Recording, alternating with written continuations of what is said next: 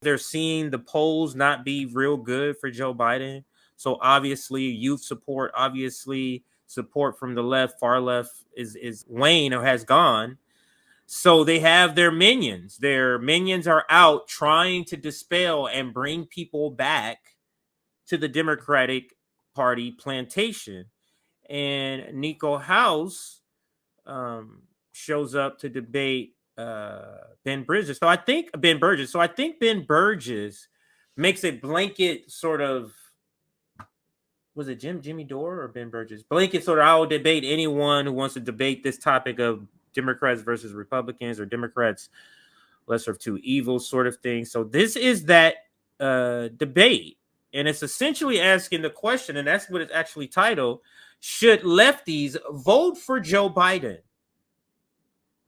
And but this is more than just lefties. This is really about, are you post-duopoly or are you still in the duopoly? And we can start here. Are you post-duopoly or are you not? That's essentially the question here. And Ben Bridges debates Niko House. And the question they're debating is, should leftists vote for Joe Biden? I mean, this is a joke. Is this a joke? But, and I think that's the Surfs guy. Surfs, is that how you say it? The Surfs guy in the bottom right. He's the mediator, quote unquote mediator. So let's get into, and that's Niko House, of course, and Ben Bridges. So let's get into some of this debate. They give each other 5 minutes in the beginning to talk. So Ben Bridges will discuss 5 minutes. And of course, I'll have to stop and break down some of the nonsense. And then Niko House kind of goes into his thing. More of that, I'll just let Niko speak and comment, and where I want to say amen to the Niko part. But this is a very interesting debate. It's good to use this if you want to rehearse or practice what you should be saying to people that's trying to vote shame you for voting for Joe Biden by using labor. This is a terrible labor argument. I'm sorry. This is a terrible way to use labor. And the professional managerial class don't give a fuck at all. They don't care. They'll sell out their damn mama because this is selling out labor. For you to try to sell labor on Democrats who just broke a strike, and by saying they would be better for labor, is absurd. It's just absurd on its face. But let's get into the debate. Let's go through. I know that I look a little funny right now because I'm about a foot lower towards the ground than I usually am, and I hope the voice is okay since I've been having tons of back pain for the last week. So I brought a different chair up here. And I've been let me skip through a little bit. I'm very well aware that Joe Biden is like. I went too 5 minutes on the clock. Statements. Okay. Does that sound fair?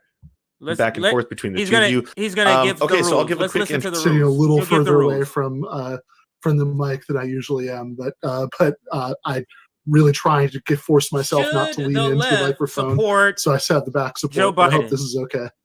So I should have said this earlier. If we had left in all of our camps, this would not even be a question. Should the left support a neoliberal should never even be a question. If we had actual left chops as a whole in the United States, this wouldn't even be a topic for the debate. The fact that we are even having this, they're even having this debate. And Brianna Joy Gray and Kyle and Crystal also did the same thing. Just think about that. And I said that on independent media, we're debating whether or not independent media is going to support, or even people on the left is going to support the neoliberal. Just ridiculous. But let's get back to the debate. Yeah, it all sounds great. Okay, so I'll give a quick introduction. We are going to be talking about the topic, should the left support Joe Biden, specifically in swing states, and both of you are taking opposite stances on this topic. How we're going to go is we're going to do 5 minute opening statements, and you can obviously tell me at any point if you want to forego the rest of your time. We'll do a 20-minute open back and forth between the two of you. You're both professionals in your arenas, so I don't think I will need to do any moderating. But if things get a little too spicy, I might just try and redirect things back to the topics at hand.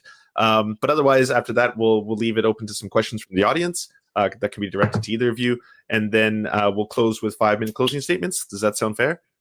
Sounds great. Sure. All right. So Ben, you proposed this debate, so I was thinking maybe you could open. That way, Niko can have the final word at the very end. That works for me.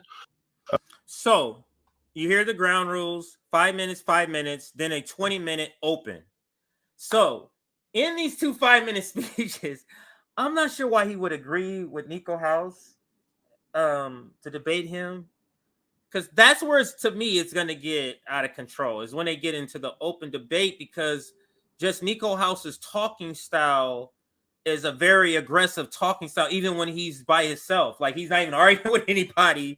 It's an aggressive talking style. So similar to like people will put me in that category sometimes. People will put Jimmy Dore in that sort of aggressive talking style manner. So I'm not sure how this will go, but let's listen. Okay. All right. Well, Okay. we will start with 5 minutes on the clock now. All right. So first, I want to be clear about what I'm not arguing here. I'm not a progressives for Biden guy. I'm not going to tell you some story that soft pedals how bad Biden is in a, well, he's not perfect, but sort of way. I'm a socialist. The telos of my politics is organizing the working class. We got to allow people to be able to describe who they are, but in no way Ben Bridges is a socialist advocating for the Democratic Party. That's this. God, come on. Come on. But what you see Ben Bridges doing right here, or Ben Burgis doing right here, is what I already pegged this name. Remember? The cosplaying left. This is the lane where we speak in the same way that the most non-establishment people are speaking about the Democratic Party. But then in the end, we're going to vote for him. What is the purpose? What is the value in all of what you're saying? You're not saying doing Ben Bridges, if all in the end you're going to vote for him. So let's listen. Vast majority of society, first to achieve important reforms like Medicare for all and Green New Deal, and long-term to reorganize society in a radically more democratic way by extending democracy to the workplace. And I'm very well aware that Joe Biden is, like Donald Trump, a representative of the ruling class that we are fighting against in those efforts. He's not an imperfect friend. He is an enemy. The political agenda that I support isn't on the ballot. That was Bernie Sanders. Tried very hard to get him nominated. We lost. So we don't have that option of the agenda that we support being at least a realistic possibility to get more than a couple percent of the vote. What we have instead, and at least if we care about the outcome and not just making a statement, is a choice between two enemies. But here's the thing. Even though Trump and Biden are both enemies, they're both representatives of the ruling class, they embody very different strategies for managing the system on behalf of that ruling class. Do they embody very different strategies? Do they? Do we not see the most bipartisan support when it comes to the military-industrial complex? What are you talking about? Do we not see the same strategy when it comes to immigration? Do we not a strategy of not trying to solve immigration because it benefits them and the workers and the owners to be able to pay people very low prices, very low wages? So I'll rewind it a little bit and let him repeat it, so he can finish saying what he was saying without my interruption. So let me go back again. Class, they embody very different strategies for managing the system on behalf of that ruling class. And those differences matter. They don't just even matter in terms of harm reduction. They matter strategically. They don't matter just in terms of harm reduction. They matter strategically. What would you say when you're trying to manage harm reduction? What would be on, like, if you had a scale of harm versus not harm? So on this scale is the most harmful things. On this side is the least harmful things. What would be at the very end of that side of the most harmful things? Would it not be nuclear war? What is he talking about harm reduction? We're going to get to the strategy in a minute, because he says that's a couple of reasons. It's not just harm reduction, it's also strategy for the left. How is it harm reduction? ICE funding up, military industrial complex funding up, marching to 2 wars, war with Russia, and we're supposed to be in war with China by 2025. Breaking a strike. Are we getting close to Medicare for all by having a president who says he will veto it? So what are we really talking about here? So we can and should make a rational choice about which enemy we want to spend the next 4 years fighting and about. And this is the same thing they said before. And I vividly remember anytime we say this conversation about which enemy we want to fight, what I always remember is Rational National. That video he did when he kept saying it's all about who we want to fight. They elected Joe Biden and now they're his best friend. Instead of saying he was an enemy. Y'all pretended for the first 2 years he was his friend. Kyle Kalinske is still pretending. He's not calling him an enemy. He's calling him great. And getting mad at everybody else for not giving Joe Biden some sort of awards or Medal of Honors or some sort of rewards for supposedly the things that he's done good. But let's get back to the video, Ben Bridges. Which issues? I'm not pessimistic enough to believe that if Trump is reelected, Jacobin and the Surf's Twitch channel are going to be shut down. We'll all be sent to concentration camps. I'm not optimistic enough to believe that Biden can be pressured to support important reforms. I don't think either of those things are going to happen. But even though I don't think that getting rid of Trump by electing Biden is going to be any sort of step in the direction of American social democracy, what I think it absolutely is a necessary defensive maneuver to protect what little working class organization currently. Socialists don't want social democracy. So that's a giveaway that this guy's not. Maybe he's a soc dem, but he's not a socialist. So socialists don't want social democracy. Currently exists while we regroup and build the kind of political alternative that we so desperately need. Some people might think that we can build that alternative by voting third party in elections like this one, but we know that's not how it works. This is what the professional managerial class does a lot. They conflate or they mixed a lot of things together that should be separate. And you're going to see what I mean. I'm going to rewind this a few seconds here, right here. Might think that we can build that alternative by voting third party in elections like this one, but we know that's not how it works. No, we don't know that. Building outside power by voting for third, you see how they describe it? They have a fundamental different understanding of how to get power, how to use power, and essentially who can we team up with. But that's part of a different part he's going to say in a minute. But let him say it first before I get to no electorally viable third party in any country with a system remotely like the United States has ever come about via any process like Jill Stein's 2%, becoming Holly Hawkins' 3%, becoming until finally some future third party candidate wins an election. That's not how it works. If we ever are lucky enough to get an electorally viable third party in the United States, it's going to come about the way that Abraham Lincoln's Republican Party emerged from the decomposition of the Whigs, the anti-slavery wing of that becoming the Republicans by some organic process coming out of one of the existing parties. That's not going to come about. Do you understand that what Ben Bridges is arguing here, if we're going off what he's saying, how third parties can be viable, quote unquote, and that's just a whole nother conversation. We need to stop letting them frame how third parties should be viewed. They are framing as third parties must win the next election. But their framing is not Bernie Sanders must win the next election. You see how their framing is? The hurdle for a Green Party candidate or a Green Party sort of voting movement for the left has a higher hurdle than voting for the Democratic Party. Why does the Green Party need to be viable the very next election, but your candidate is not viable and won't be viable in a rigged election? By a third party. So what we have to think about is how we can build the kind of movement that could either, depending on how you see the end game of this, take over the Democrats, whatever that means. You see? The plan that he's talking about, what you're saying, Ben, is that we are going to be with the Democratic Party forever in an indefinite amount of time with this strategy. If we don't jump off this ship right now onto a different boat, if we don't leave that and jump off to a different boat, he wants us to be here indefinitely, just wandering in the water, hoping to see land. The land being finally a third party being viable. He wants a third party to be viable without you voting for a third party. What kind of bullshit? What kind of sense does that make? What does Nick always say?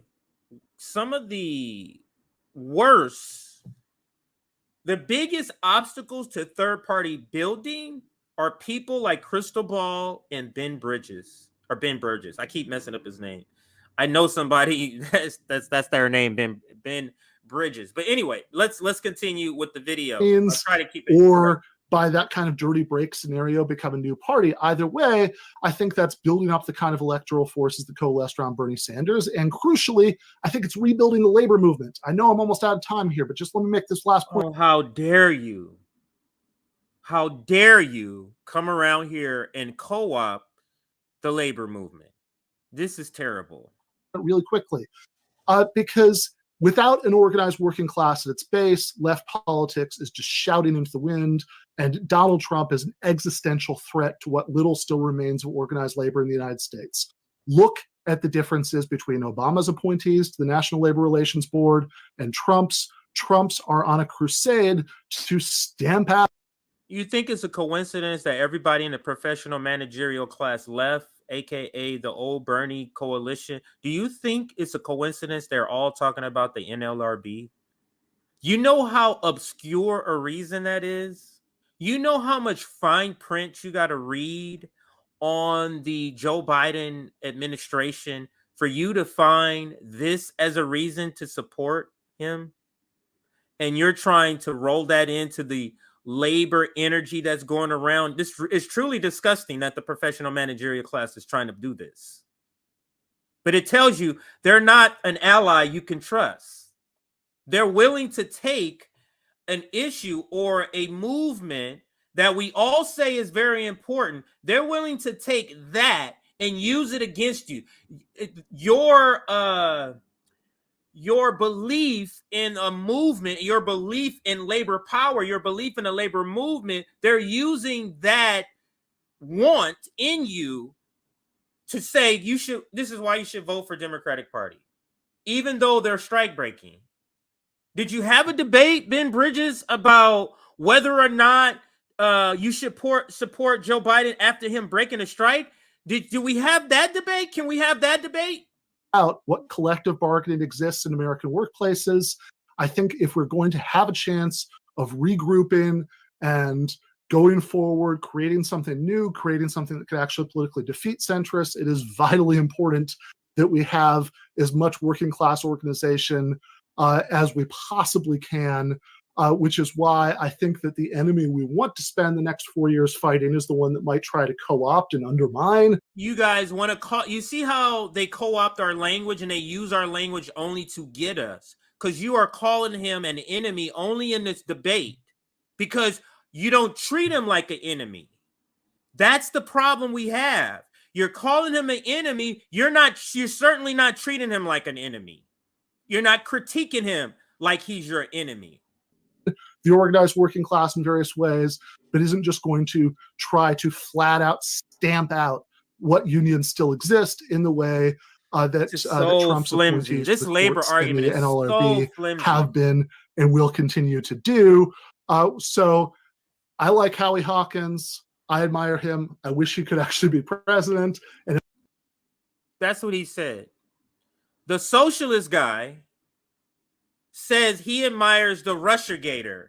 Of any of the Green Party candidates he could say, he skips over the incomparable Dr. Jill Stein to Howie Hawkins and says he wish he can be president. The guy that supports the Ukraine war in the Green Party, the guy that's people say has a corruption party that brings about this corruption cloud around the Green Party. That's the Green Party guy you decide to pick when trying to say, yeah, I'm all for Green Party.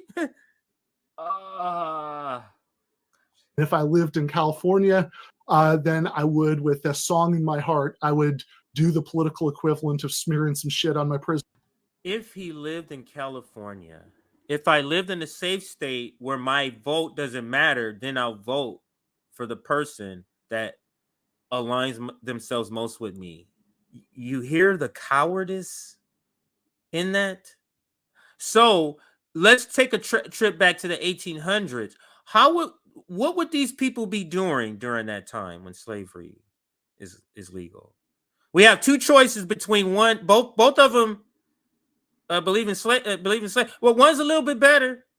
So should we vote for the better slave owner president, pro-slave president? That's the one we should go with, and not go for the abolitionist who's also running. That's what Ben Bridges is saying. And cell walls by voting for him, by making that statement. But because I don't, because I live in Michigan, I've done what I would urge other people to do, which is to make a reasonable strategic choice about which enemy you want to face. Oh, all right, Niko. On there was another part in here where he said I forgot to address. Let me go back a little bit here. I think it was around here. Let's see. Equivalent of smearing some shit on my here. Yeah. So this is a tale. I don't know if he knows this is a tale or understand this is a tale. This is him showing what he really believes about voting for a third party. The socialist, Ben Burgis, this is what he really believes. You can understand what his real thinking about what he really believes about third parties in the analogy he uses to describe it. Listen to the analogy he uses to describe it. Equivalent of smearing some shit on the political equivalence of smearing some shit. Is that how you would describe voting for the Green Party if you're a Green Party voter? Green Party voters, when you vote, is that the equivalent of smearing some shit on shit? Is that equivalent to you? So let's listen in full perspective of that line. Actually be president. And if I lived in California, then I would, with a song in my heart, I would do the political equivalent of smearing some shit on my prison cell walls by voting for him, by making that statement. I need y'all to really let that shit sink in, how he's describing the vote. Then I would, with a song in my heart, I would do the political equivalent of smearing some shit on my prison cell walls. Is he describing a insane asylum for voting for third parties? I just picked that up. Now, isn't that what he's describing? Let me go back. Am I tripping there? Let's go back. I like Howie Hawkins. I admire him. I wish he could actually be president. And if I lived in California, then I would, with a song in my heart. With a song in my heart. So you have a song in your heart and you're smearing shit in your prison walls. Is that the description of a insane asylum for voting for third parties? Do the political equivalent of smearing some shit on my prison cell walls by voting for him, by making that statement. But because I don't, because I live in Michigan, I've done what I would urge other people to do, which is to make a reasonable strategic choice about which enemy you want to face. All right, Niko, on to you. 5 minutes. So even though I agree with you about, I believe we should face the enemy that will get the most people on the battle lines. And that's Donald Trump. Because when Joe Biden's elected, all of your team, Ben, is all sleepwalking now. All part of NATO left. But when Donald Trump, y'all was motherfucking Malcolm X with your radical speech about ICE. With your radical speak about what Donald Trump was doing. So let's continue. The way that we progress in this country is by organized labor. But the key I'm gonna let that you brought Niko up play for a little bit. The ability to fight the enemy that we choose. And the difference between Donald Trump and Biden is actually being allowed to fight the enemy. And that is what we're not going to get if we get Joe Biden. I mean, even as we speak, that's a good point, Niko. Leftists are giving up leverage every single day. The I'll let article it play. I'll comes let it out play. I'm still that here, Joe though. I Biden just is had the camera off. literally interviewing neocons for his administration, despite the task force that he created whenever Bernie dropped out, that everybody was so excited about. And yet myself and a few others were like, I don't know why you're excited about this. We're not going to get in the administration. And that's exactly what's showing up. Bernie Sanders has not been interviewed. AOC has not been interviewed. Ilhan Omar, Pramila Jayapal, all the like have not been interviewed. And yet this seems to have fallen on deaf ears and people pretend like they haven't seen what they've seen with their own eyes. And on the cusp of that news that we received, AOC does a record-breaking get out the vote effort in order to get a rapist, segregationist, warmonger, sex pest elected with literally zero leverage. And despite Biden and the Democrats really having everything to lose, they still refuse to give you anything. And then, of course, it goes to what we're allowed to discuss, because if you bring this up, then you're immediately attacked by the left. I mean, not to mention being attacked by neoliberals, but immediately being attacked by the left. If you're Chris Pratt, for example, just by not going to a Joe Biden, Kamala Harris fundraiser, you're immediately labeled a white supremacist, despite his clear history of almost exclusively donating to Democrats, like almost exclusively. And yet now he's a white supremacist because he wouldn't attend a Joe Biden fundraiser. When you're talking about Libya, because we're talking about, we would rather have somebody co-op, right? How about the first Black president who happened to be African being the reason that there is literal slave labor in Libya now, open market slavery in Libya under him, which barely anyone knows about because it was Obama?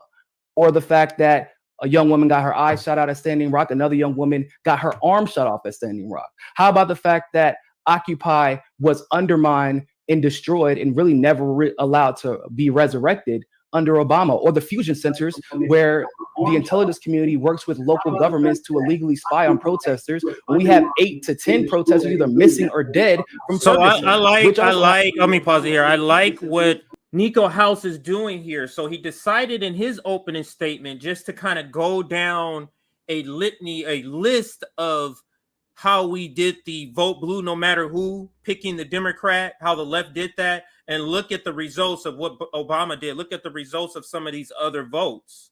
So I like how he's using his opening statements to just talk about all the bad things all the Democrats are doing in different places, and he's going to kind of touch upon different places here. So let's get back to Niko House. I'm gonna turn my camera off again, but let's get back to Obama, but nobody knows about it. Once again, it comes back to what we're allowed to, or who we're allowed to fight. And when we're seeing the censorship at the level that we are seeing it, where Twitter is not banning the information from the New York Post about Hunter and Joe Biden's corruption in I would Ukraine, love to see because they found Nick. that it's there. I want to see the debate 100% Nick. that it is false information, but because at the time they didn't have 100% proof that it wasn't false, then you are heading towards a very slippery slope. And I may not like Trump, but the difference between Trump and Obama in this particular case is I'm allowed to critique Trump. I'm allowed to criticize Trump, and I may even be elevated for it. But if you criticize Biden, just criticize him, then you could be banned off of a social media platform. And so you're talking about someone who has the entire neoliberal establishment, the neoconservative establishment, with people like the Lincoln Project and the Transitional Integrity Project behind him. He's at a time where we're screaming, defund the police. He says, well, actually, instead, should we nominate a cop and then give them more money? At a time where progressives and this is a great point.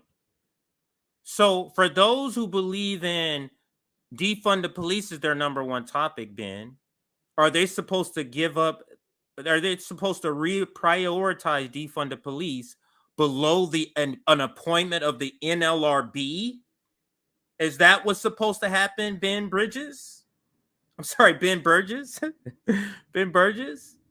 My bad. So let's get back to Niko. And anybody really who even says, I agree with the Republican, is being smeared and hung and lynched damn near on social media. He's vetting the worst neocons that I can remember since I've been alive, because he knows he can get away with it. And people like Ben and others will vote for him anyway. and then pretend as if there's any way that we can substantively move him when he has shown that not only can we not substantively move him to the left if he wins, but even with all of it on the line as we speak, he not only will he not move to the left, he'll move to the right. He's moving to the right. I will not ban fracking. Moving Biden's to words. the right. I will not. My plan is not the Green New Deal. Biden's words. I don't feel bad for the 94 crime bill. It was actually just the state's fault, even though the bill, if you read it, clearly put the onus on the states to do whatever they can to put people in jail to get people paid. That is Joe Biden. That's Joe Biden, 5 minutes. 5 minutes? Okay, go ahead. Okay, so I'm just going to open it up now. Maybe give Ben a minute or two just to respond to maybe a couple of those, but then it's going to be just open forum. The two of you can go back and forth, and yeah, as long as things don't just turn into a screaming match, I don't think I'll need to jump in at all. So have at it, gentlemen. Go ahead, Ben. Sure.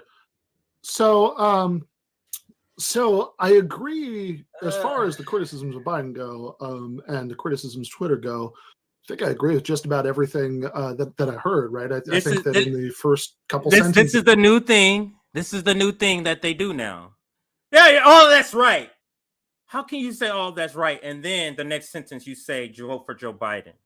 That's not possible. That's either you're just telling me just to pander to me. Yeah. I agree with all of that.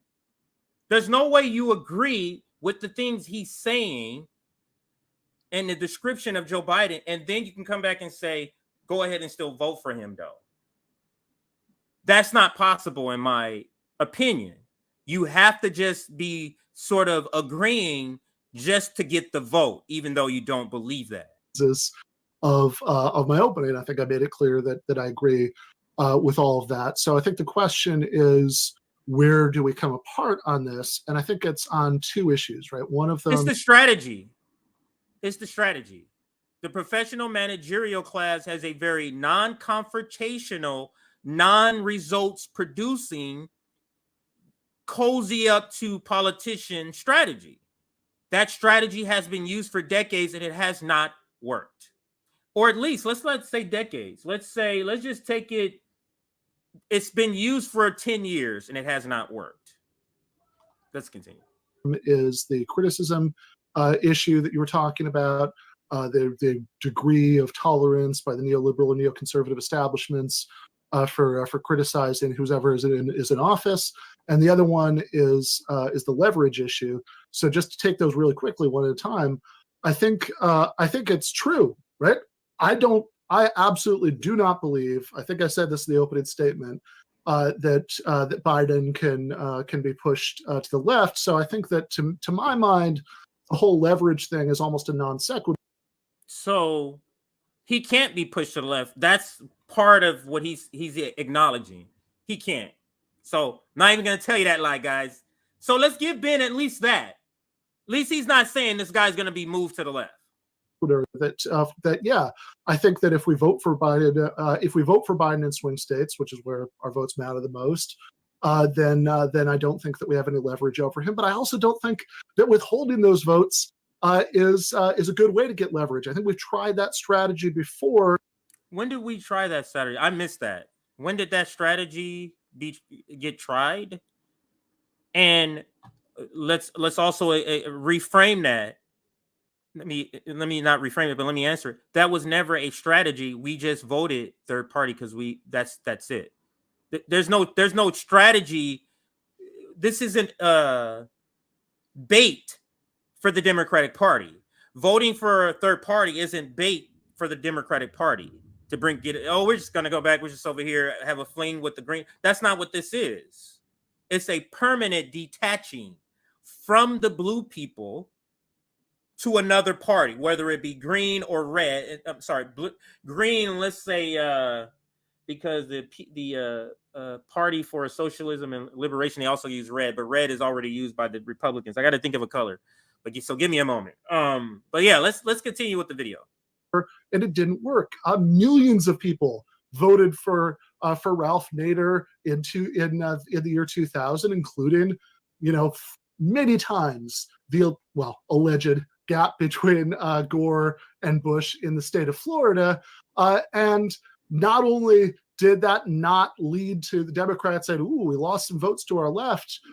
Then we better move to the left next time. Next time they dominate." And but that's not the point. Whether they move to the left isn't what you said. Your goalpost moving. So let's go back. Many times the alleged gap between Gore and Bush in the state of Florida, and not only did that not lead to the Democrats saying, "Ooh, we lost some votes to our left. Then we better move to the left next time." One, because he's saying the strategy of doing that and to get Democrats is not. No, this is what they do. They take a situation and act like that's what we wanted to do. That's our strategy. That's not our strategy. It's, for example, saying that you need a viable third party that can win that White House. That's not our strategy. That's not our strategy. Building a third party is not to win the White House, sir. That is not the strategy of building a third party. Now, if you win it as if by the off chance you win one of their corrupt elections, of course that's fine. But no third party, at least the ones that I've heard, have a realization that they're going to reach the White House, and that is not what they should be doing. The third party is the vehicle, is the way for people to say, because they need to have a place to go. You can't just say stop voting for the corrupt blue and red team. Some people need a destination. So the destination should be go to the green team, where you're green or whatever third party, where your vote, at least you're voting in line with the things that you want. All right, let's get back to the video. And not only did that not lead to the Democrats saying, "Ooh, we lost some votes to our left. Then we better move to the left." One, this is a bad example for this too, because in your point that you're trying to make is that Democrats lost votes, which had them lose the election. So they either would move, listen to that left or not. But the thing is, they didn't really lose the election. So Ben Burgis, maybe that's the reason why they didn't respond. It's because they didn't lose the election. Remember, Florida just stopped counting. So in the Democratic establishment mind, there was no exhibit of third parties exerting their force. It was Jeb Bush, the brother of the guy who won, did him a solid and got him the presidency, and we chose not to fight it. That's what happened, Bryn. Next time they dominated John Kerry and Joe Lieberman. There were several states in 2016 where the Jill Stein vote was bigger than the gap between Trump and Biden. Certainly Michigan, where I live, where Biden. And another thing, I don't know too many socialists who go with the talking point that Nader and Jill Stein flipped the election. That's another telltale sign that this guy is not a socialist, not in the way that we think of socialists, maybe in the way that you think of the squad being socialists, pseudo-socialists. Where Trump beat Clinton by 0.23% of the vote. But not only did that not lead to the Democrats moving left, we got the most right-wing major candidate in the Democratic. You see how he's completely been talking to getting us to believe that's the point. No one ever made that argument. This is what they do. They do this with force of vote. You guys, no one has ever made these arguments that you guys say. No one ever said that. That, our strategy is to vote for green in order to get that. No one ever said that. But now, when trying to get you to vote blue, they're trying to tell you that's what happened in your strategy before. That never happened in the Democratic primary. So I think the idea that a couple percentage points of leftists withholding their votes is going to be some sort of way of exercising leverage. So if we don't do that, we're giving up. It's a way of building the party up. So if we're not clear, the strategy is not to vote green and then come back. The strategy is to exit the Democrat and Republican parties forever. That is the strategy. Forever leave these two corrupt parties and go do something else, anything else. up leverage. I just don't know what that's empirically based on. I don't think we're going to have leverage one way or the other. I think that our strategy can't be about thinking about, okay, how is it that we're going to pressure centrist Democrats into becoming leftists? Because I think that's just not going to happen. Our strategy should be about how can we build up something better, and are we going to have an easier time if we still have some public sector unions, for example, still existing in 4 years or 8 years, if that's not the case. I also really want to get into this issue about room to criticize, but we are in the open back and forth that I've been talking for a while. So why don't I put it over to Niko? So what it seems to me is that you're advocating for, like, everybody give up your integrity, even though you have zero room or ability to change anything Biden is doing, which in and of itself is kind of a weird argument. But I would say that I guess the problem, because I agree largely with what you're saying, but the problem is that we're having a debate right now about whether or not to vote with Biden, instead of us having a conference call right now on how to organize to shore up election integrity, because that's a major issue, which, by the way, all of a sudden became an issue because during the entire Democratic primaries, we saw exit poll after exit poll, after wrong ballots being given out, after voter suppression in communities of color and young communities. Like, no one wanted to acknowledge the realities of election fraud. But now that one party can use it against the other, or vice versa, everyone wants to pretend like they acknowledge it. But yet we're not having any serious conversations about election fraud. That's something that we could be doing instead of voting for Biden or giving away our leverage. We could be, and also, of course, making sure we never get to the point where we have a Joe Biden versus a Donald Trump. That's a major reason that we have these two, is because we refuse to address election fraud. When we have when we could introduce and work on introducing and organizing for ballot initiatives in different states where you can get ranked choice voting, open source blockchain software, et cetera, et cetera. Florida, they organized to allow felons to vote. This is in 2018. That type of organizing is where all of our energy should be right now. If you consider yourself progressive, not within, but instead, once again, we're having a debate about whether or not we should be voting for Biden in swing states, even though you yourself seems to concede that you agree it doesn't matter. Like, that's basically what you're telling me. Outside of, not all what I'm telling you. But I mean, other than you're like, oh well, if Trump breaks down, unions have been consistently breaking down, and this is before Obama. I'm not going to blame it all on Obama. Obviously through Reagan, then Bush, then Clinton, then Obama, and now it's just a continuation of what we have seen. Unions to this point are so weak now that we're literally in the middle of a pandemic. And the little bit of strength they have is nowhere near enough to get us anything that is meaningful for the labor force as it is. So why not spend our time and energy organizing for that instead of pretending as if this election is going to yield some tangible gains for the working class in this country? Now, this is something that the professional managerial class has a hard time addressing. Is that, listen, climate change, police brutality, the war machine is not ending in 2024. So instead of organizing for something that just happened in 2000, let's organize to eliminate these other things. Oh, I got shit to do. Why is it that you want to sell the policy only when it's to vote Democrat, but you stop short of selling policy when it's time to just organize only around the policy without any party involved? Worker strike back, Nick always brings up. He was there, didn't see not a single professional managerial class person from the Bernie Sanders industrial complex there, and they were invited by Worker strike back and Shama Sawan. But that was an event that had nothing to do with political parties. It had to do with just worker power.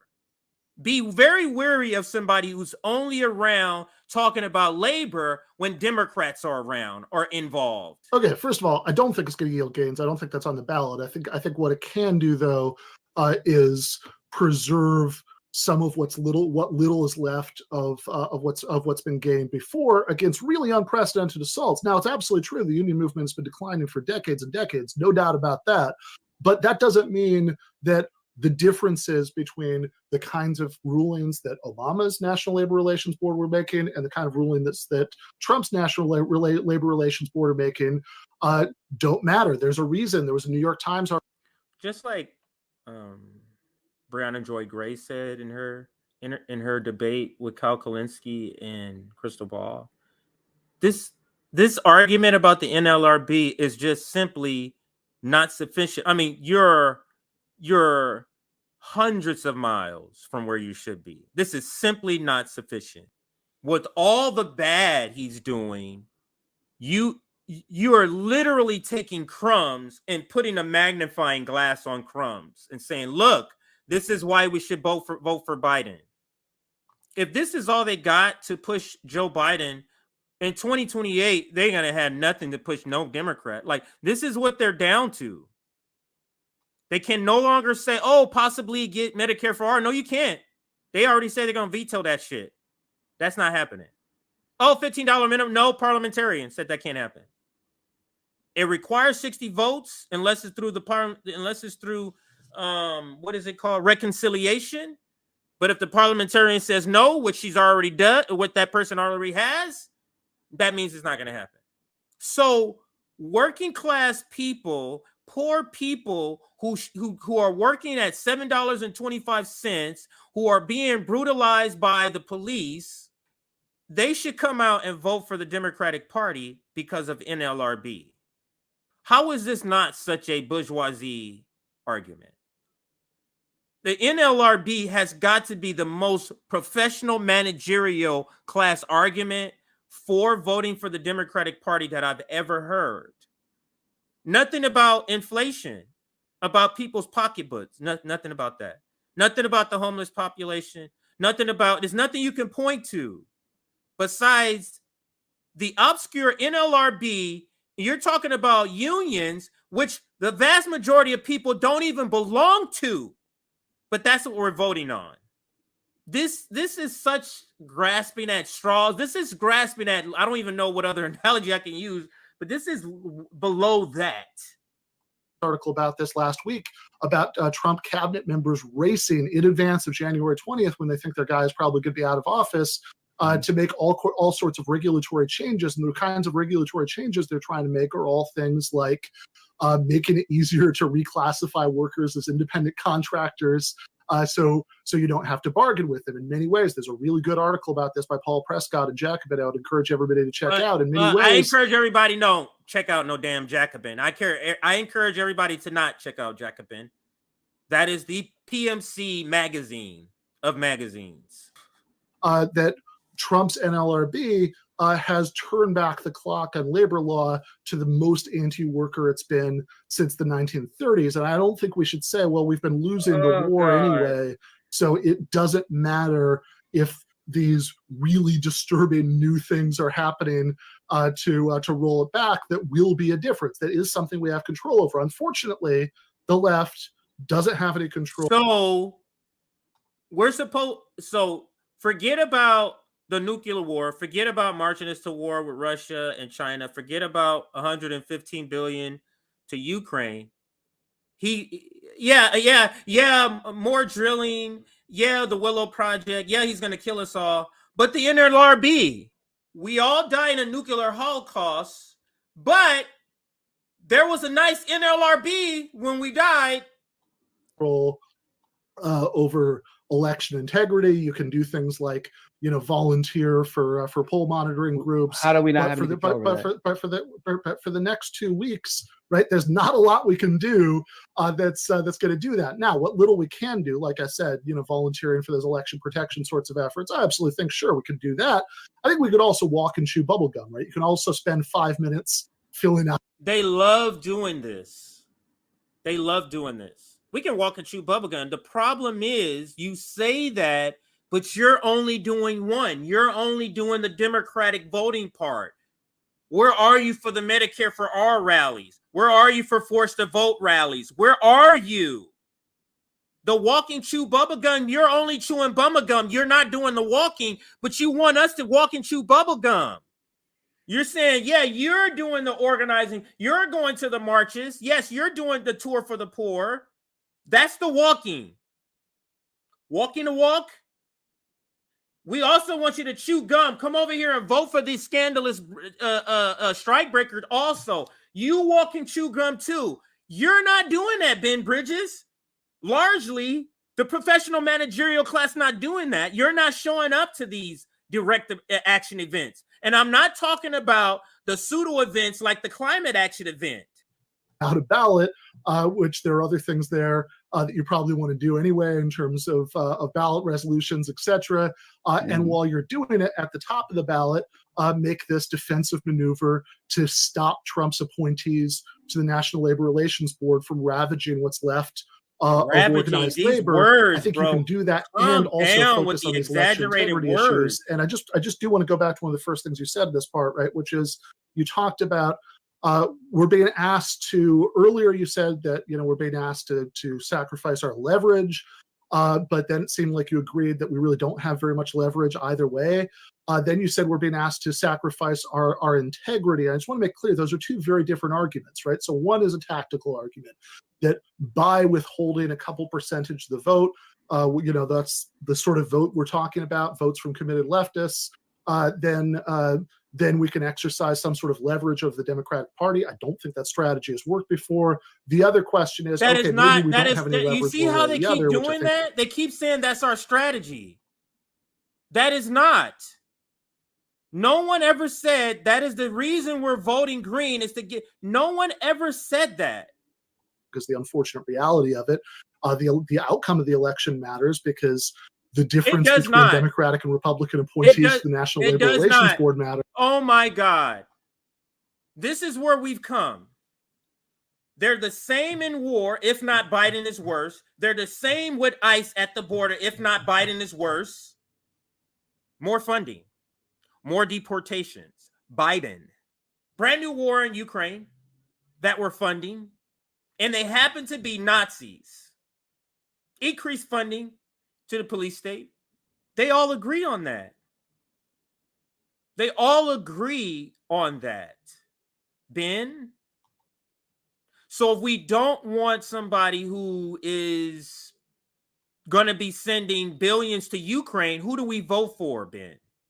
If we want somebody that's not going to be increasing funding, taking money from, for example, COVID funds to give to the police, who do we vote for, Ben? So they want you to give up all of your beliefs. This is what he's talking about, integrity. They want you to give up all your beliefs like them and walk away from all the things you believe in like them and vote for this guy, not me. And fear-mongering against Donald Trump is simply no longer an effective selling point. I don't care. Literally, Donald Trump wins. I don't care. It's not going to be any worse than Joe Biden. It's not.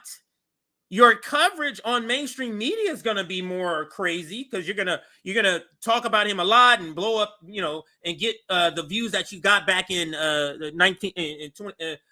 mid 2000s and 10s. But that doesn't. But in terms of pushing a Biden administration to the left, that's not going to have to be the Lincoln Project's administration. Not out. You're 100% right about that. But then your other argument was about integrity. You said we're giving up our integrity. That's not a tactical. Now I didn't get this. We're going to listen. I think Ben is about to explain how your vote is not tied. This is more about them. This is more to make them feel good that they're voting for a sexual predator, warmongering, genocidal maniac. So they have to make where integrity is not connected to who you're voting for. You get what I'm saying? It's self-serving, in other words. Let's continue. Argument. That's a principled argument, and I guess I would question what the principle is there, because it seems to me that if you're in some scenario, like you're in a horror movie and Jigsaw or somebody says you have a choice between these two rooms that you can open up this door, and something's going to try to kill you in each one. You could say, nope, I have integrity, I'm not going to choose. Or you could say, I want to open up the door where I think me and my friends have a better chance of surviving. And I think that would be the right call here. You see, And let's use his example and let's destroy it. Here, perfect example, Ben. Here, the professional managerial class believes this scenario, you pick the door. The professional, it never enters their thought. How about we not be in a place where the guy from Jigsaw is having us pick 2 doors? It never comes to their mind. That's the reality we're trying to get to here, Ben. The problem with your reality, we're always going to be in this reoccurring groundhog scene that you're describing of Jigsaw giving us a choice between the 2 rooms. It's a reoccurring dream we're going to keep having with the strategy you're talking about, Ben. Jumping out of this dream onto the Green Party, onto the Socialist Party, eliminates you from having to make the choice. Because guess what? I'm not going to have the choice. I'm not going to be in this scenario of Jigsaw where I'm having to force between both doors. I'm not have to make that decision.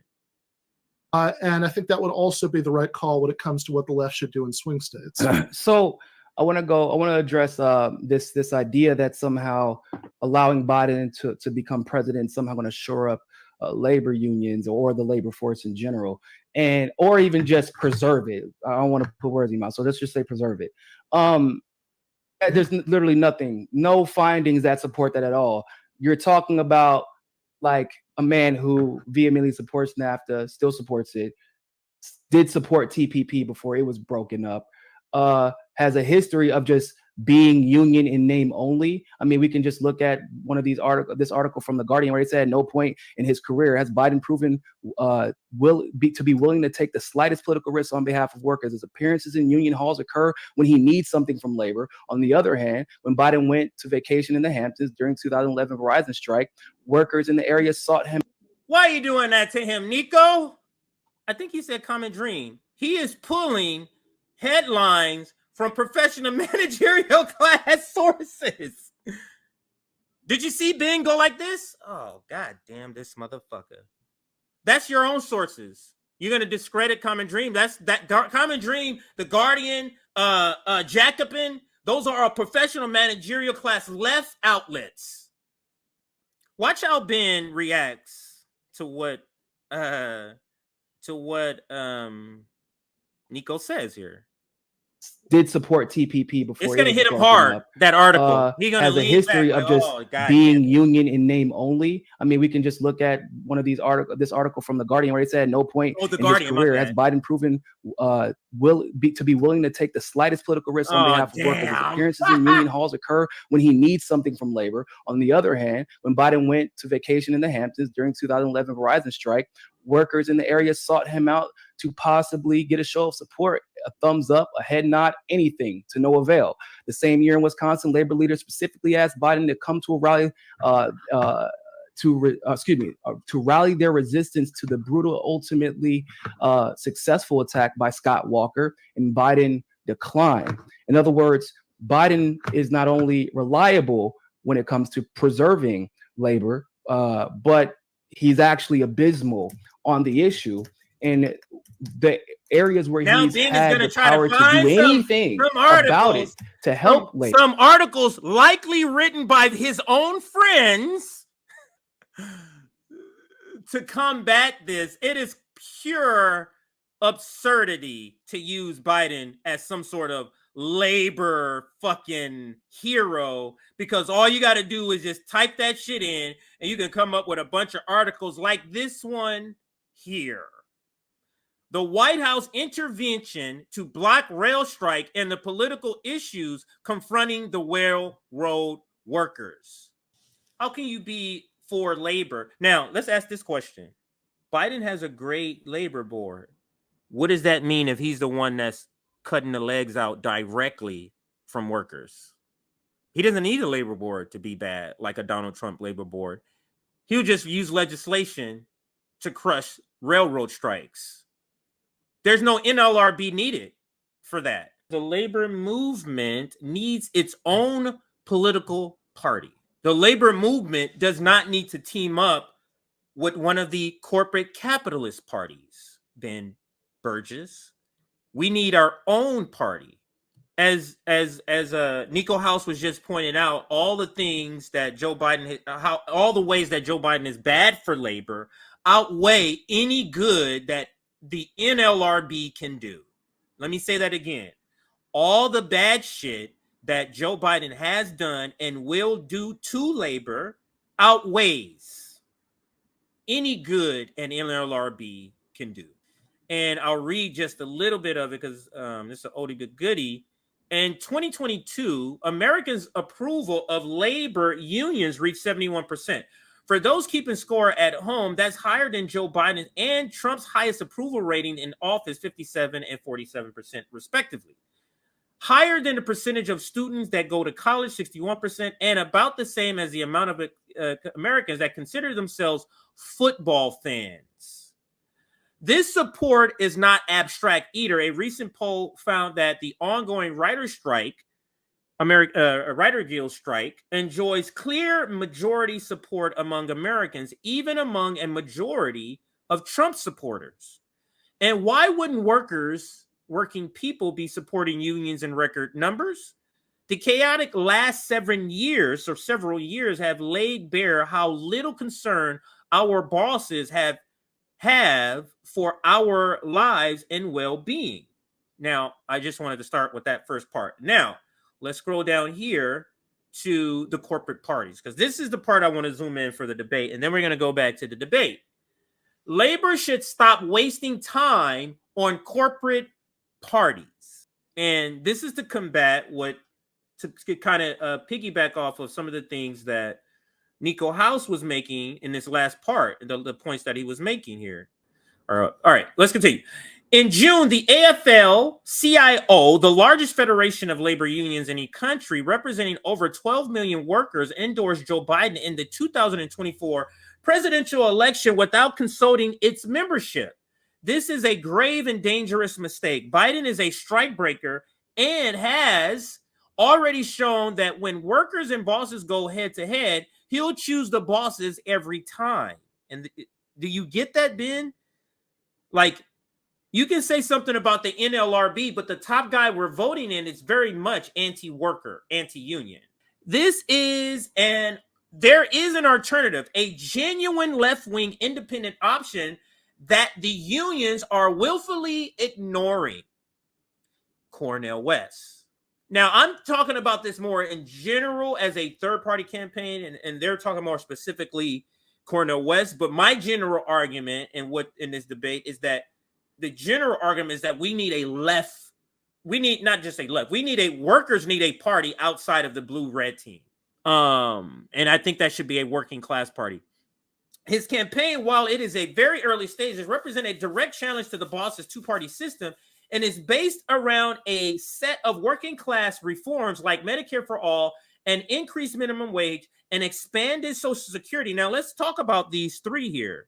Medicare for all. The Democrats are going to veto that. Increased minimum wage. They said they can't do that because of the parliamentarian. Expanded Social Security. There's several videos of Joe Biden talking about how Social Security should be included in cuts.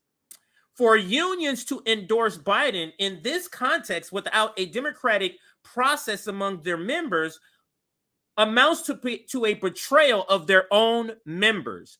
Neither party in our corporate two-party system represents the interests of working class people. Some union locals, now let me stop there. Neither party in our corporate two-party system represents the interests of working class people. Neither party. But Ben Burgis is trying to argue, yeah, they don't advocate for you wholly, but this little small print thing that they do, the NLRB, let's vote for him for that. Yeah, it comes with a bunch of other bad shit, which could be bad shit against labor. So just imagine if they were saying this before in 2020. Vote for Joe Biden just for the labor appointments. And then he breaks a strike. What would they say about that? Yeah, good labor board, but he's over here breaking strikes, man. Let's get back to the video. He's done the opposite. As VP, he says the bailout, he takes a lot of credit for that bailout, where he literally bailed out Wall Street instead of Main Street. He bailed out the auto industry, but did little to nothing to help bail out the auto workers. He's a lot of the reasons that a lot of these jobs are not here anymore. And like, let's not forget, this is also not just about Biden, of course. This is about Kamala, because Biden has made it clear that the person who comes in as VP needs to be ready by day one, because he has no anticipation of being a two-term president. And so now we have to worry about consequences, not only next year, but 4, 8, 12 years down the line. So you're really giving up your leverage potentially for 3 administrations, because if she starts day one after 2 years, she can run again twice. And this is a candidate who was wildly unpopular. We already know what both of them have done to communities of color. We already know what both of them have done to Black communities specifically. We already know, like, I understand what you're referring to about labor, and like that's a big deal. Like, don't get it twisted. I agree with you, but I'm also worried about like the life of myself and the people who look like me. And there is in none of your arguments, by the way, I've just heard zero reassurance about this key issue, and this is an issue that I've seen ignored by quote unquote socialists who care about quote unquote labor on a regular basis. I'm glad that we're worried about labor, but I'm also worried about deaths. And when you're talking about a man who said we want to give $300 million more to cops for better training, without ever questioning whether or not they even want to be trained, I'm so happy Niko House brings up this argument, because now the professional managerial class, and I don't know if they've ever answered this question, you're forced with answering a question of, this man that you want us to vote for, he's funding people that are killing us, man. What do you have to say about that, professional managerial class? I'm curious to hear what he has to say here. Let's listen to Ben. I wonder if he even addresses it. I wonder if he, let's see. Even bringing up the fact that Breonna Taylor, in that case, the attorney general lied and said that the jury agreed that the cops shouldn't be prosecuted. And it came out, a jury member came out in a New York Times story, said that's a lie. We never even had the option to prosecute those 2 officers. And Joe Biden has said nothing about it, where he tries to purport this idea that Antifa is an idea, but not an organization, because he doesn't want people organized. Antifa is it's not an idea. It is an organization where people didn't wear masks. And this originated with Mussolini, because I know there's a bunch of Black leaders who found they were placed in the leadership of Antifa in Italy and in Germany. It's where the Black Fist comes from. What we should be doing, instead of giving up our leverage by using one candidate's name or another, is do like what Martin Luther King, Malcolm X, Huey P. Newton, back in the day, Angela Davis, Fred Hampton, all these great activists did something that the left seems to not be able to bring themselves to do anymore, which is, maybe we should just tell everybody we're going to challenge them, instead of telling the world who we are and aren't going to vote for before we've even gotten any concessions whatsoever. And I think that is the part that is kind of missing out of here. It's people don't really realize how we've had any success, the little bit of success the left has had in this country. How have we had any success in the past? How did the civil rights legislation get passed? Because Martin Luther King sat down with JFK, even though they disliked each other, because RFK related to MLK as an activist, of course. And then, of course, he was JFK's brother, and he forced them to sit down. But that was after Martin Luther King had every bit of leverage he had. And still, you wouldn't know who he was going to vote for if JFK ever got to run again. Like, you just never know. And that's how the left, in its best organizing years, have gotten the most. There's no way he's going to have an answer to this. There is no way. The argument about he's funding the police that's killing Black and brown, indigenous, and poor whites right now. Because RFK related to MLK as an activist, of course. And then, of course, he was JFK. And I just needed to hear it. And then the second point that Niko makes, he's not going to be able to address, because he gives an example. How do you think all of these movements happened? Did any of them come out and say, oh, we're supporting this guy? No. Even after the signing of legislation, nobody knew who he would vote for. That's how you do it. You lose your leverage. You put pressure on everybody. Doesn't matter who's in the seat. That's how you put pressure. That's how you build power. And you can't do what he's saying you do by advocating for voting for either one of the teams. In this case, you're saying the blue team. He's not going to have any response for this. I can guarantee you, and I haven't even seen this part this far ahead. I can guarantee you he's not going to have an answer for that. His brother, and he forced them to sit down. But that was after Martin Luther King had every bit of leverage he had. And still you wouldn't know who he was going to vote for if JFK ever got to run again. Like you just never know. And that's how the left in its best organizing years have gotten the most done. Yeah, so I want to go back to the very first thing you said about Biden's terrible record on labor, all of which I agree with. But let's be really clear about why I think this matters in terms of preserving, what's left of the labor movement. It's not because I think we're going to be ending this here because Ben Bridges has agreed and acknowledged what literally maybe 90%, if not 95%, of what Niko House is saying. So he's worse at this because at least Kyle Kulinski, I'm not going to say at least, I'm not going to say worse. It's different because Kyle Kulinski takes the mode of, no, Joe Biden is doing some great things. And that's the reason. He said, no, he's doing a bunch of bad shit, but you still vote for him. Both of these are terrible arguments to make as advocacy for this candidate. But I'm going to let him make his point, and then we're going to close this. That Biden is going to do a 180 and stop supporting the kind of corporatist trade deals that he's always supported. I don't. It's not because I think that there's some great reform that he's going to. Listen to that. He's saying he doesn't think that. So listen to what you're saying, Ben. Even in the small context of labor, people are supposed to vote for Joe Biden for NLRB appointments, even though by your own admission, he could still do some terrible things to labor. What are we doing here then? What are we doing? Let's see if he has any more to finish what he was. He's going to start supporting. I don't. Again, I think that the idea that these things will happen either just because we're voting for him, or that these things will happen in some future Democratic administration because we exercise this supposed leverage by not voting for him. I don't think there's a lot of historical evidence for either of those. I would point out with regard to the Civil Rights Act. You don't need historical evidence for the either because that's not what we're saying. We're not saying that.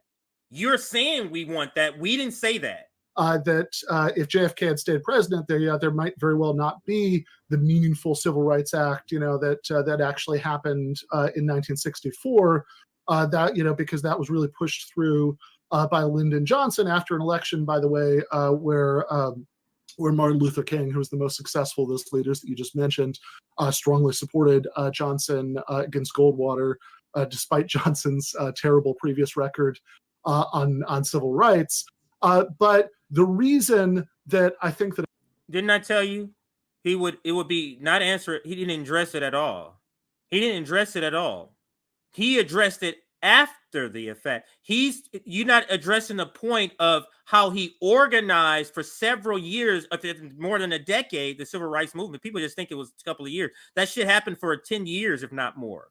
But he doesn't want to address that part. That was the main part that Niko was the point that it was trying to make. That it matters as far as labor is this very specific issue, which is whether Democrats or Republicans are going to be appointed to the courts and to the National Labor Relations Board. And I think that Biden would do what Obama did, which is to say, mostly appoint mediocre Democrats to those things rather than Republicans, which means having a whole bunch of precedents that were just reversed by the Trump administration when it comes to stuff like whether the union is allowed to use public places as an employer, like the area outside of a grocery store. And so they have that. How many people was affected by that? He wants you to go vote for that thing he's mentioning. Who was affected by what he's just saying that happened, the decision from a labor board? Nobody. But we're supposed to use that as the decision for our vote. But anyway, this is nonsense. Ben Bridges is terrible at debating. If this is it, this is pretty terrible. Now, granted, it's not like you have a good argument. You have been given a terrible side to have to defend. So I'll give you that, but that was pretty not good.